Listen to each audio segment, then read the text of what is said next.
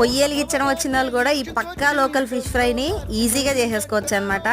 దానికోసం ఒక స్పూన్ కారము, అర స్పూను పసుపు, ఒక స్పూన్ ఉప్పు, అలాగే ఒక స్పూను అప్పుడే నూరి పెట్టుకున్న అల్లం వెల్లుల్లి పేస్టు, 2 స్పూన్లు నూనె మాత్రం ఇంపార్టెంట్ అండి.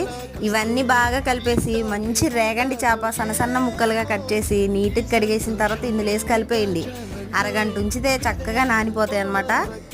వెంటనే పెంకు పెట్టేసి 2-3 స్పూన్లు ఆయిల్ వేసేసుకొని వెడల్పుగా ఉన్న భాగం మధ్యలోకి వచ్చేలాగా ఇలా అమర్చుకోవాలి చేప ముక్కల్ని. సిమ్ములో ఒక 10 నిమిషాలు వేగిన తర్వాత ఒక్కొక్కటి తిరగేసేసుకోవాలి. తిరగేసి ఇంకొక 5 నిమిషాలు సిమ్ము ఫ్లేమ్లోనే చక్కగా వేగిన తర్వాత కమ్మని వాసన వస్తూ ఉంటుంది. ఈ టైంలో 2 పచ్చిమిరకాయలు నిలువుగా చీరి పడేయండి దానిలో.